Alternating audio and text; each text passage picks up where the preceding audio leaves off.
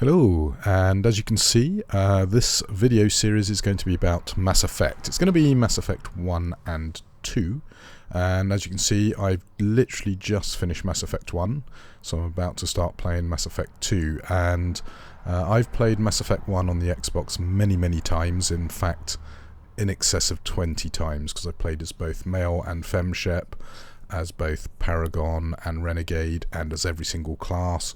I've romanced Liara, I've romanced Ashley, I've romanced Caden.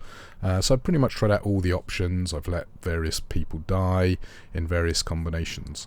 Now, this is the first time I've actually played it fully on the PC. So I've installed the Xbox controller modification, which made it very playable. I also installed the high-def textures, which make the game look good. And there's a couple of tweaks to an INI file you can do to run at full HD with various features turned on and off, and the game looks great. Now, I actually did try and romance Ashley, but as you can see, I ended up with the tentacle head scene, so yes, a little bit of Liara action. So basically this is just a clip of the love scene before Ilos, and also the run on the Citadel. Now, it's not the complete footage. I've actually did record it all, but because I'm going to be focusing mainly on Mass Effect 2 for this playthrough, I decided to ignore the footage I recorded for Mass Effect 1, because without doing a complete playthrough it didn't seem worthwhile.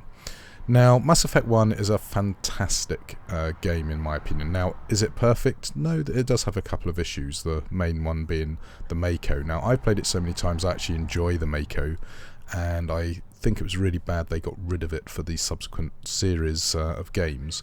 Now, did it need tweaking? Yes. One of the biggest problems was it was far too bouncy, and when you put your aiming cursor over something, you couldn't always hit it because your turret couldn't actually depress that far. But once you get used to that, it was really good, and I enjoyed the exploration. Now, in this version, I did a complete playthrough in about 22 hours, and that wasn't every single mission. So anyway, I'm about to take the jump gate, and then we'll jump to the end scene, having defeated Saren, who I was able to persuade to commit suicide. And obviously, in case it's not obvious, spoilers. Yeah, I was very impressed by my playthrough of Mass Effect 1. It reminded me of where it was really good. Now, a friend of mine, he doesn't like the interface to Mass Effect 1, and he thought things were much improved in Mass Effect 2.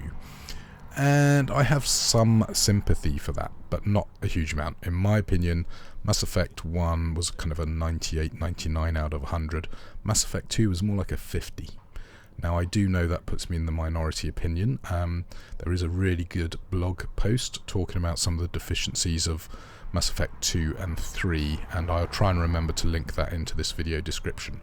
But I will be talking about that in my playthrough of Mass Effect 2. Now, whether I do a complete playthrough or just enough to kind of say what I want to say about it. Now, I have talked about Mass Effect before in the past on my podcast, and I have to say, you know, when I watched this, I was so hopeful for what they were going to do with the Mass Effect universe, and ultimately I was very disappointed. But we can talk about that in Mass Effect 2. In the meantime, let's enjoy this epic moment from the end of Mass Effect 1.